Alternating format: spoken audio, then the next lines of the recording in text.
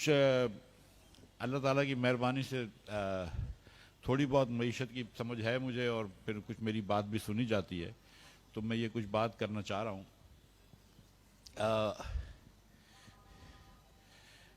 کچھ دنوں پہلے سابق deputy governor state bank doctor Murtaza Syed, جنہوں نے آکسفورڈ سے پی ایچ ڈی کیا ہے اکنامکس میں، انہوں نے ایک آرٹیکل لکھا تھا، اور انہوں نے کہا ہے کہ پاکستان میں جو آج موجودہ کرائسس ہے وہ 3 وجوہات سے ہے۔ 3 غلطیاں پاکستانیوں نے کی ہیں، جس کو انہوں نے کہا سیلف انفلکٹڈ پرابلمز، جس کی وجہ سے آج ہم یہاں کھڑے ہیں۔ مجھے یہ بتانے کی ضرورت نہیں ہے کہ ہم کس تکلیف میں سے، کس پریشانی سے گزر رہے ہیں، اور غریب جو ہے آج وہ کس قرب سے گزر رہا ہے، لیکن جو مرتضیٰ کے خیال سے جو 3 ہم نے غلطیاں کری ہیں جس کی وجہ سے آج ہم یہاں پہ کھڑے ہیں۔ اور پہلی انہوں نے غلطی یہ کی کہ وہ کہہ رہے تھے کہ جب حفیظ شیخ صاحب وزیر تھے اور انہوں نے 3 یا 4 آئی ایم ایف کے ریویوز ایک ساتھ کیے تھے، جب کووڈ آیا تھا تو آئی ایم ایف نے ہم کو ایک بہت چھوٹ دے دی تھی، $1.5 بلین ایک ہم کو قرض بھی دیا تھا، اور وہ قرض جو تھا وہ اسٹرلائز بھی نہیں تھا۔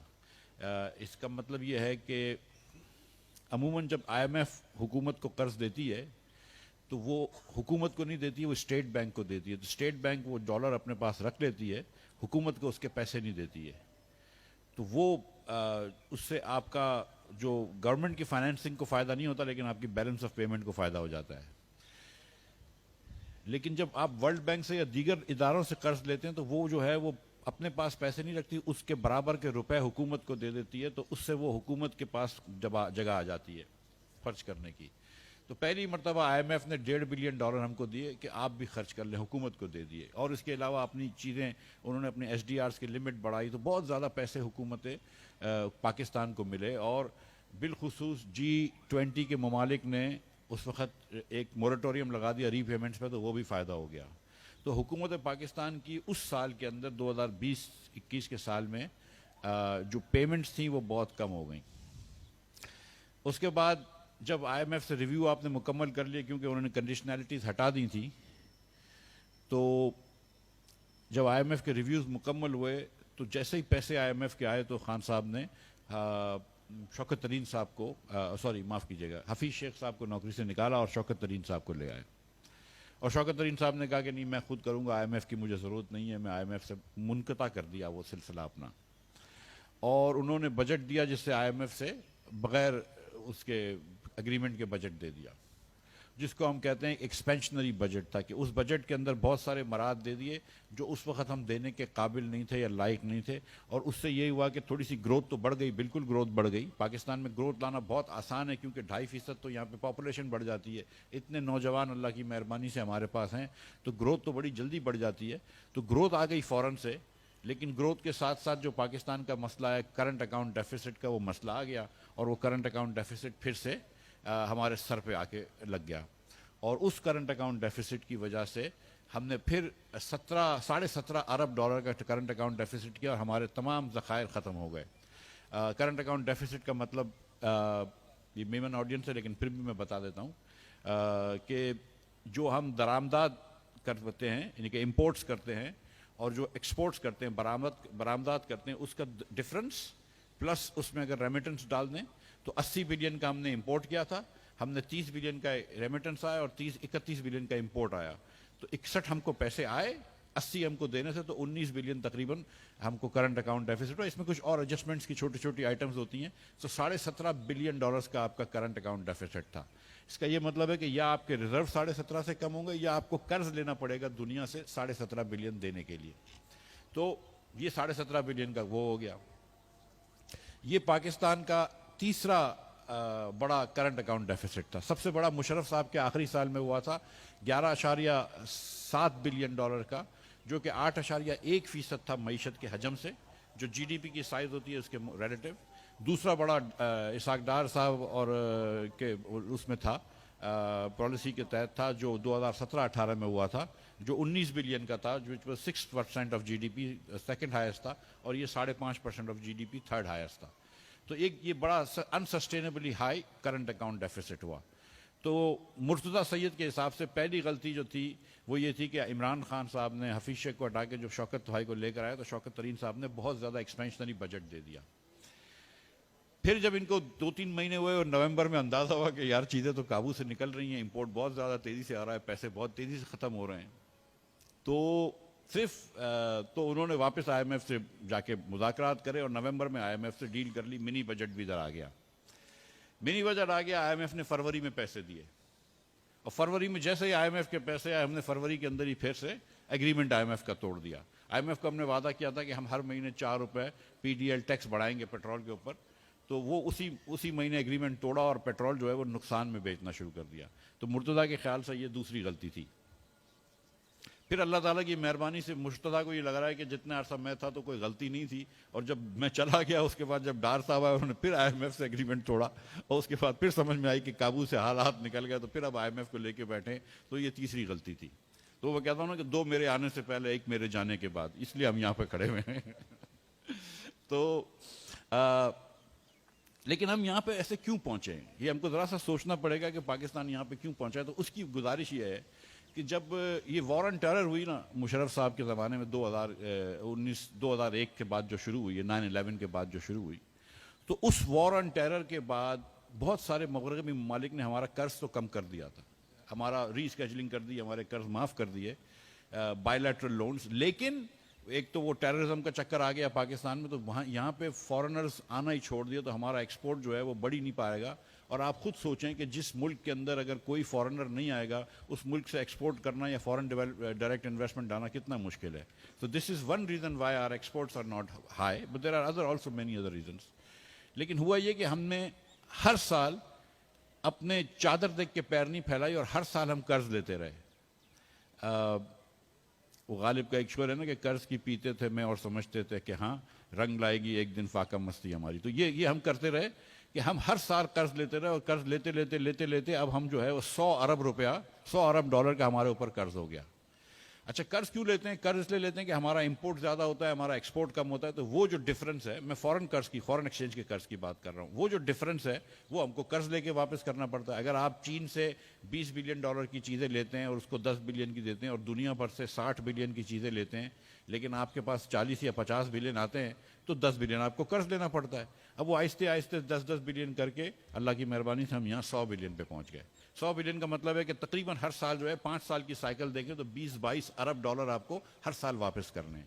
لوگ کہتے ہیں اگلے 3 سال میں 20-22 ارب واپس کرنے ہیں، دیٹ از ٹرو، ہر سال اگلے 3 سال تک دینے ہیں، لیکن اس سال دینے کے لیے آپ کہیں اور سے ہی قرض دے رہے ہیں، آپ کما تو نہیں رہے۔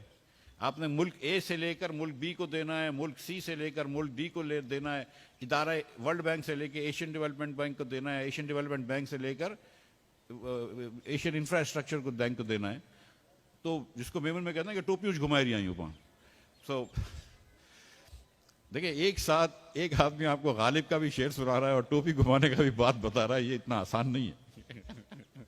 تو ہم نے ٹوپیاں گھمائی اللہ کی مہربانی سے، تو اور کبھی بھی پیسے نہیں کمائے اور چادر دیکھ کے پیر نہیں پھیلائے، ہر سال بجٹ ڈیفیسٹ بھی کیا ہے، اور ہر سال آپ نے یہ بھی اپنے کرنٹ اکاؤنٹ ڈیفیسٹ بھی کیا ہے۔ تو آج یہ آ گیا کہ 100 بلین کا قرض ہو گیا ہے۔ اب آپ اس سال جو 20 بلین لیں گے قرض واپس کریں گے، وہ بھی آپ کو قرض لے کے دینا پڑے گا، تو 4 سال بعد یہ واپس کرنے پڑیں گے۔ تو یہ نہیں ہے سوچ کہ 3 سال تک ہم کو صرف 20 بلین واپس کرنے، اب ہم کو پرپیچویٹی میں یہ 20 بلین واپس کرنے ہیں، اور کیونکہ اس کے اوپر سود ہوتا ہے تو آہستہ آہستہ یہ بڑھ رہا ہے۔ تو اب ہم آہستہ آہستہ جو ہے نا وہ ڈیٹ ٹریپ میں پھنستے جا رہے ہیں، ایک ڈوبنے کی طرف جا رہے ہیں۔ تو اس کا ایک ہی حل ہے کہ ہم کبھی نہ کبھی پیسے کما لیں، کبھی نہ کبھی اپنی برآمدات جو ہے ایکسپورٹس جو ہیں وہ بڑھا دیں، اور جب ہم ایکسپورٹس بڑھائیں گے تو پھر یہ ہمارے پاس کچھ نیٹ ریونیو ہو جائے گا تو ہم ہو جائے گا۔ اب یہ جو حال ہم نے پاکستان کا کر دیا ہے 75 سال کے اندر، اس حال کے اندر جو ہے وہ ہم کو آگے بڑھنا بہت مشکل ہو گیا ہے۔ اور میں نے ایک مضمون لکھا تھا ڈان میں نے لاسٹ ایئر ایک ٹاک بھی دی تھی، ٹیڈ ٹاک، تو اس پہ کافی اس کے بارے میں چرچا ہوا ہے پاکستان میں۔ جو میں کہتا ہوں کہ اس کو پاکستان کو اسلامی ریاست نہیں کہنا چاہیے، ریاست اشرافیہ کہنا چاہیے، کہ صرف اشرافیہ کے لیے ایلیٹس کی ریاست ہے۔ اللہ کی مہربانی سے بہت سارے ہمارے میمن بھائی بہن جو ہیں وہ ان کو اللہ تعالیٰ نے ایک معاشی قوت دی ہے، لیکن اگر آپ ایک منحاص القوم دیکھیں پاکستان کے اندر، تو پاکستان کی قوم کے اندر صرف 2% بچہ جو ہے وہ او لیول اے لیولز کرتا ہے، اور 98% بچہ جو ہے وہ انٹر کرتا ہے، اور وہ انٹر اسٹریم سے جو بچے آئے ہوئے ہوتے ہیں 98% بچے انٹر اسٹریم میں ہوتے ہیں، ادھر نہیں کہ ضروری وہ کر لیں۔ جو 2% بچے آئے ہوئے ہوتے ہیں وہی پاکستان کے، ان کے والدین آج کنٹرول کر رہے ہیں پاکستان کو، آگے چل کے وہ پاکستان کو کنٹرول کریں گے. تو آپ نے تو 2% پہ لمٹ کر دیا ہے. اس کے بعد میں بات کرتا ہوں کہ ایک کالج ہے H S N college Lahore کے اندر، جس سے آدھے لوگ جو ہیں وہ پاکستان کی، ایک وقت ایسا تھا کہ پاکستان کے 17 ججز کے اندر، سپریم کورٹ کے جسٹسز کے اندر 9 جسٹسز جو تھے وہ ایک اسکول سے آئے ہوئے تھے. اس ملک میں 4 لاکھ سے زیادہ اسکول ہیں، اگر ایک اسکول سے 9 جسٹسز آ رہے ہوں تو آپ کو زیادتی نہیں لگتی ہے؟ یہ میرٹ تو نہیں ہو سکتا نا. اسی طرح آپ دیکھ لیجئے کہ کراچی گرامر اسکول سے کتنے ٹاپ لڑکے جو نکلتے ہیں وہ بینکوں کے اندر ہیڈز ہوتے ہیں اور دوسری چیزیں ہوتی ہیں. تو بہت زیادہ ہم نے کانسنٹریٹ کر لیا ہے اپنا ایلیٹ فیوریٹزم، بہت زیادہ کانسنٹریٹ کر لیا. یونس بھائی بیٹھے ہوئے یہاں پہ، وہ آپ کو بتائیں گے کہ کس طرح ہم لوگ جو ہے وہ فیورز دیتے ہیں، حکومت سبسڈیز دیتی ہے امیر ترین لوگوں کو. یہاں پہ اگر ہم 200-300 ارب روپے بسپ پہ دے دیتے ہیں تو لوگوں کی جان نکل جاتی ہے، لیکن ہم اس سے اربوں سے زیادہ لون دے دیتے ہیں جو کبھی واپس نہیں آتا، یا لو انٹرسٹ، 0 انٹرسٹ پہ، 1% انٹرسٹ پہ لون دیتے ہیں امیر ترین لوگوں کو. تو ایک تو یہ ہم نے ایلیٹ کا وہ کیا ہوا ہے. میں بات کرتا ہوں اس کے اندر کہ پاکستان کے اندر مثال کے طور پر ہر سال 55 لاکھ بچے پیدا ہوتے ہیں، جو دنیا کے اندر ہندوستان کے بعد سب سے زیادہ بچے پیدا ہو رہے ہیں. ہم چین جس کی آبادی ہم سے 5 گنا ہے، اس سے بھی زیادہ بچے پیدا کر رہے ہیں. ہماری پاپولیشن گروتھ ریٹ جو ہے وہ ہندوستان سے اور بنگلہ دیش سے ڈبل ہے، شری لنکا سے 3 گنا ہے. پر نمبر آف چلڈرن پر ویمن ہماری فرٹیلٹی ریٹس جو ہے وہ ہندوستان سے اور بنگلہ دیش سے ڈبل ہے اور شری لنکا سے 3 گنا ہے. لوگ اسلام کی بات کرتے ہیں لیکن بنگلہ دیش ایک اسلامک معاشرہ ہے، تونیزیا اسلامک معاشرہ ہے، مراکو اسلامک معاشرہ ہے، ایجپٹ اسلامک معاشرہ ہے. انہوں نے پاپولیشن کنٹرول کی، ہم نے پاپولیشن کنٹرول نہیں کی. اب 55 لاکھ بچے اگر پیدا ہو رہے ہیں اور 45 لاکھ سے آپ کی پاپولیشن بڑھ رہی ہے پاکستان کی، تو 45 لاکھ منہ ہے نا جن کو کھانا کھلانا ہے آپ کو. اب زمین تو آپ اور نہیں بنا رہے، اور جو زمین آپ کے پاس ہے اس میں آپ کی زراعت کو آپ کو وہ کرنا ہے، اپنے آپ کو ایفیشنٹ کرنا ہے، لیکن آپ کی زراعت بھی ایفیشنٹ نہیں ہے. گندم ہو گیا، چاول ہو گیا، کپاس ہو گئی، کوئی بھی آپ میجر کراپ لے لیں جس کے اندر ہماری ایکسپرٹیز ہونی چاہیے. ہماری پر ایکڑ ایلڈ جو ہے وہ ہندوستان سے کم ہے، پر ایکڑ ایلڈ ہماری چائنا سے تو بہت کم ہے، پر ایکڑ ایلڈ ہماری ورلڈ ایوریج سے بھی کم ہے. صرف ایک مکئی ہے، بھٹا، جس کے اندر ہماری پر ایکڑ ایلڈ اچھی ہے. تو اگر ہم اپنی زراعت کو بھی ایفیشنٹ نہیں بنائیں گے تو یہ جو 45 لاکھ لوگ ہر منہ آ رہے ہیں ہر سال کھانے، جن کو کھانا کھلانا ہے، ادھر سے اناج کہاں سے آئے گا؟ وہ امپورٹ کریں گے تو پھر آپ کی درآمدات بڑھ جاتی ہیں. سو پاکستان جو ہے وہ بہت سارے مسائل میں، لیکن ہم اس لیے مسئلے میں ہے کیونکہ ہماری دنیا کی خراب ترین گورننس میں سے ایک گورننس ہے. جتنی حکومت ہے پاکستان کی، چاہے وہ وفاق کی حکومت ہو، چاہے وہ صوبوں کی حکومتیں ہوں، یہ حکومتیں پاکستان کی کسی بھی پارٹی کی ہوں، میں آپ کو یقین دلا رہا ہوں، کسی بھی پارٹی کی ہوں، چاہے وہ مارشاء اللہ ہو، چاہے وہ جمہوریت ہو، ہماری گورننس دنیا کی خراب ترین گورننسوں میں سے ہوگی. ہر ملک آگے نکل گیا ہے. ہندوستان جو تھا وہ 1990 کی دہائی میں ہم سے پیچھے ہوتا تھا، آج ہم سے کتنا آگے نکل گیا ہے. بنگلہ دیش ہم سے آگے نکل گیا ہے. کوئی ریسورسز نہیں ہے. یہ اگین ہم یہاں بیٹھے ہیں، میں یہ نہیں کہہ رہا ہوں انڈیویجول حکومت کے افسران اچھے ہوتے ہیں، انڈیویجول سیاستدان اچھے ہوتے ہیں، سارے لوگ اچھے ہوتے ہیں، لیکن جو ٹوٹل ہے وہ it is less than the sum of the parts. کہ آپ انڈیویجولی اچھے لوگ بیٹھے ہیں لیکن وہ مل کے فیصلہ کرتے ہیں اور امپلیمنٹ کرتے ہیں، کیونکہ ہمارا سسٹم اتنا برا ہے کہ وہ اچھے فیصلے نہیں ہو سکتے اور امپلیمنٹ نہیں ہو سکتے. ایک ایگزامپل میں آپ کو دے دیتا ہوں پی آئی اے کی. پاکستان ایئر لائن جو ہے وہ اس سال 90 ارب روپیہ نقصان کرے گی، 90 ارب روپیہ نقصان کرے گی. ٹھیک ہے، 5 ایئر لائنیں پاکستان میں ہیں، 4 ایئر لائنیں پرائیویٹ ہیں، ایئر سیال، ایئر بلو، جنا اور سرین. آپ یہاں سے اسلام آباد جائیں تو تقریباً 1000 روپے کے اندر سب کا فیئر ہوتا ہے. آخری دن لیں گے تو 30-35 ہزار روپے کا ہوگا، تھوڑا سا پہلے لے لیں گے سمجھداری سے تو 13-14 ہزار روپے کا ہوگا، لیکن سب کی سروس بھی ایک جیسی ہے.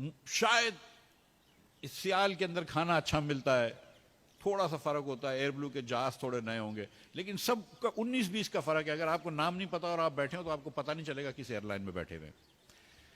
فرق یہ ہے کہ باقی چاروں ایئر لائن اگر نفع کریں گی تو ہم کو اس میں سے 35% ٹیکس دیں گی، اور وہ ایکسائز ٹیکس دیکھتی ہیں ہر ٹکٹ کے اوپر 2500 روپے، 3000 روپے، اور وہ اپنے پیٹرول کا پیسہ دیتی ہیں. پی آئی اے 90 ارب روپے کا نقصان کرتی ہے، پی ایس او کو پیٹرول کا پیسہ نہیں دیتی ہے، کبھی بھی سول ایویشن کو اپنے ٹیکس نہیں دیتی ہے، اور جو ایکسائز ٹیکس جمع کر رہی ہوتی ہے وہ بھی ایکسائز ٹیکس نہیں دے رہی ہوتی ہے. یہ پی آئی اے کا حال ہے، لیکن ہم نے ان کو رکھا ہوا ہے. اور یہ 90 ارب میں سے 20-22 ارب روپیہ جو ہے وہی تنخواہ ہے. تو ہمارے لیے تو بہت اچھا ہے کہ ان لوگوں کو بٹھائیں، بولیں کہ یار تم گھر میں بیٹھو، تم کو ہم تنخواہ دے دیں گے، لیکن بھائی تم مطلب ایئر لائن بند کر دو. مطلب ایک میں آپ کو بتا رہا ہوں، یا ایئر لائن کو بیچ دو. اب جب بھی آپ بیچنے کو آئیں گے تو بولیں گے نہیں یہ چوری کر رہا ہے، یہ چوری کر رہا ہے. مطلب اس طرح تو ملک نہیں چلتے. اسٹیل مل جو ہے وہ 8-9 سال سے بند پڑی ہے، ہم بٹھا کے اللہ کی مہربانی سے سب کو تنخواہ دے رہے ہیں، اور وہ دیں. میں کہتا ہوں ٹھیک ہے، کوئی 58 سال کا آدمی جس کی نوکری سے نکال دیا جائے تو اس کو نوکری بہت مشکل ملتی ہے، میں اپنے آپ کو دیکھتا ہوں. تو اس کو آپ دیں، تنخواہ دیں، کوئی مسئلہ نہیں ہے.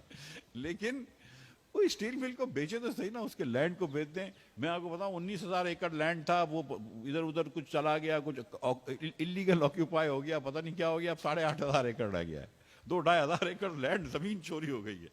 سو یہ پاکستان کا گورننس ہے نا کہ 2-2.5 ایکڑ زمین چوری ہو گئی. اب میں آپ کو 1-2 ایگزامپل اور دوں گا اگر اجازت دیں آپ تو.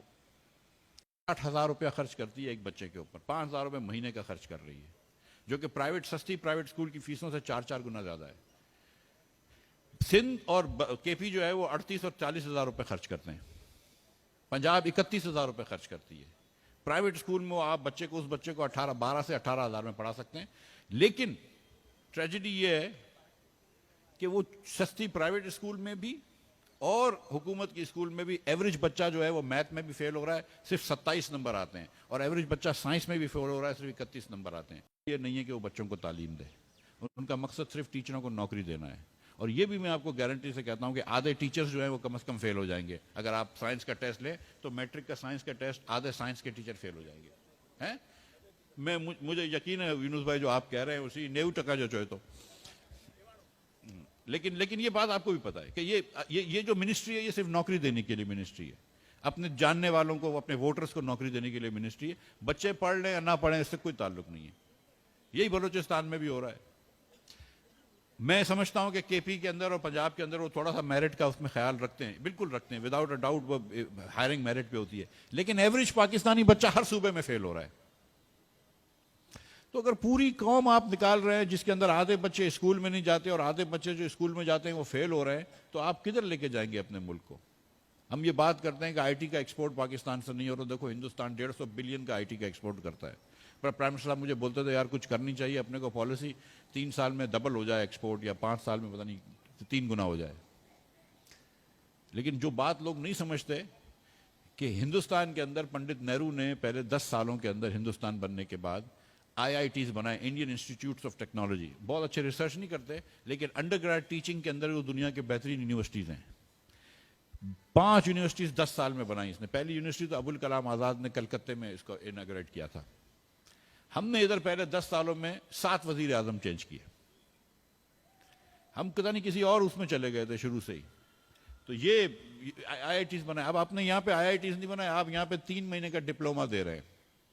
دوراجی کالونی کے اندر 3 مہینے کا ڈپلوما دے رہے ہیں. سیلانی والے 6 مہینے کا ڈپلوما دے رہے ہیں. ٹھیک ہے، بڑی اچھی بات ہے. لیکن وہ بچہ جو 6 مہینے کا یا 3 مہینے کا ڈپلوما لے رہا ہے وہ انڈین انسٹیٹیوٹ آف ٹیکنالوجی والے بچے سے تھوڑی کمپیٹ کر سکتا ہے. تو آپ تو اپنے بچے کے ساتھ زیادتی کر رہے ہیں نا. یہ میرا ایمان ہے کہ ٹیلنٹ کی کمی نہیں ہے پاکستان میں، لیکن جب آپ بچوں کو تعلیم نہیں دیتے تو کتنے بچے ہوں گے، کتنی بچیاں ہوں گی جو اس وقت گھر میں ماسی کا کام کر رہی ہیں، جھاڑو پوچھے لگا رہی ہیں، جو آج ڈاکٹر ہونی چاہیے تھی. کتنے بچے ہوں گے جو ٹیکسیاں چلا رہے ہیں یا کارپینٹر ہوں گے جو آج سائنٹسٹ ہونے چاہیے تھے. ہم نے تو ٹیلنٹ کو وہی نہیں کیا نا. یہاں پہ تو ہم آدھے بچوں کو تو تعلیم ہی نہیں دی ہے، اور جن کو تعلیم دے رہے ہیں ان کو آپ ایک دم، میں آپ کو بتا رہا ہوں کہ بہت ہی نامناسب، غیر مناسب تعلیم دے رہے ہیں. یہ میں بہت کثرت نفسی سے استعمال کر رہا ہوں ورڈ، لیکن مطلب آپ اس کو تعلیم دے ہی نہیں رہے، اس کو اسکولنگ دے رہے ہیں. دیر از نو ایجوکیشن ان پاکستان. سو یہاں پر ہم اس ملک کو لے کر آئے کہ جہاں پہ ہم قرض میں بھی ڈوب چکے ہیں، ہم اپنے بچوں کو تعلیم بھی نہیں دے پا رہے، ہم اپنی پاپولیشن گروتھ کو بھی نہیں روک پا رہے. ہم ایک ایلیٹ کیپچر ہو چکا ہے ہمارا ملک جہاں پہ ہم ان کو سبسڈی دے رہے ہیں. تو پھر یہی حال ہوگا ملک کا جو اس وقت حال ہے. جو اس وقت حال ہے کہ ابھی ہمارے پاس $3 بلین پڑے ہوئے ہیں ٹوٹل اس ملک میں.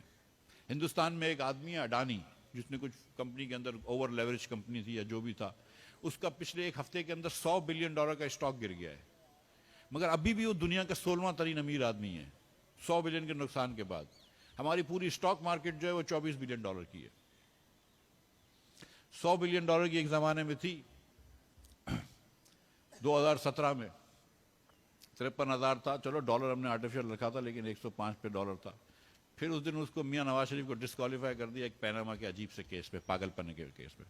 اور ہمارے ادھر میمن چاچا ہی تھے، میمن انکل جو تھے وہ بڑے خوش تھے، گو نواز گو کے نعرے لگا رہے تھے. آج ان کے 100 بلین 24 بلین ہو گئے. تو تھوڑا سا سوچنا بھی چاہیے آدمی کو کہ کس کو ووٹ دے رہے ہو. بہرحال تو یہ میں آپ کے سامنے آپ کی خدمت میں یہ رکھنا چاہ رہا تھا کہ یہ بات ہے اکنامک ریفارمز کے بارے میں کہ اب ریفارمز کیا کرنے ہیں. اب مجھ سے آخری جو سوال پوچھا تھا وہ ریفارمز کیا کرنے ہیں، اس کا میں آپ سے بات کرنا چاہ رہا تھا. میرے خیال سے تو 7 چیزیں ہیں جو حکومت کر لے گی تو اچھا ہو جائے گا پاکستان. چیز نمبر 1 پاپولیشن پلاننگ. اگر آپ کے 55 لاکھ لوگ پیدا ہو رہے ہیں تو آپ کہیں پر بھی نہیں بیٹھ سکتے. Population planning number 1. Number 2 education. آپ میں تعلیم دینا ضروری ہے، اچھی تعلیم دینا ضروری ہے. میں سمجھتا ہوں ساری اسکولیں پرائیویٹائز کر دینی چاہیے اور بچوں کو واؤچر دے دینا چاہیے. ہر غریب بچے کو مینس ٹیسٹڈ کرنے کے بعد 2,000 روپے کا واؤچر دے دینا چاہیے. حکومت 3,500 روپے خرچ کر رہی ہے، بچے کو بولنے کا واؤچر دے دو، پھر اس کو جدھر بھی اسکول میں پڑھنا ہے پڑھ لے. اور جہاں پہ آپ اسکولوں پرائیویٹ اسکول نہیں ہیں گاؤں وغیرہ کے اندر، وہاں پہ پیرنٹس کو بھلے پڑھے لکھے نہ ہو، پیرنٹس کو اسکول بورڈ پہ ڈال دیں، وہ ٹیچرس کو ہائر کر سکتے ہیں، فائر کر سکتے ہیں، ٹیچر اچھے ہو جائیں گے. ایجوکیشن کے بعد تیسری چیز ہے ہم کو اپنے we have to live within our means, کہ جتنے پیسے ہیں اس حساب سے خرچ کرو. چوتھی چیز ہے کہ لوکل گورنمنٹ کو امپاور کرو، کہ ملیر کا ایک ڈسٹرکٹ اس کے اندر پاور دیں، حکومت ڈائریکٹ اس کو وفاق پیسے دے اور ملیر کے فیصلے ملیر میں ہوں، دادو کے فیصلے دادو میں ہوں، رحیم یار خان کے فیصلے رحیم یار خان میں ہوں. یہ جو صوبوں کے اندر اجارہ داری ہو گئی ہے یہ ختم کرو. اس کے بعد 5ویں چیز جو ہے وہ ایگریکلچر ہے کہ ایگریکلچر ریفارمز لے کر آؤ. چھٹی چیز جو ہے وہ پرائیویٹائزیشن ہے کہ آپ نے پرائیویٹائزیشن کرنی ہے. اور 7ویں چیز جو ہے وہ آپ نے ایک پاکستان میں پالیسی ریجیم ہوتا ہے امپورٹ پروٹیکشن ہم کرتے ہیں، امپورٹ سبسٹیٹیوشن جس میں ہم امپورٹرز کو بڑے بڑے لوگوں کو پروٹیکشن دیتے ہیں، اس سے ہمارا ایکسپورٹ کم ہو رہا ہے تو ہم کو وہ ختم کر کے اپنا ایکسپورٹ بڑھانا ہوگا. یہ 7 چیزیں کر لیں انشاءاللہ تعالیٰ تو ہمارا ملک آگے بڑھ سکتا ہے. لیکن اگر ہم اسی طرح کھوئے رہے، اسی طرح گندی ترین گورننس بری ترین گورننس کرتے رہے تو افغانستان رہ گیا بس ہم سے پیچھے، باقی تو تمام ملک آگے نکل گیا. تو یہ ہمارے لیے سوچنا ہے. بہت شکریہ آپ تمام خواتین و حضرات کا، بہت شکریہ.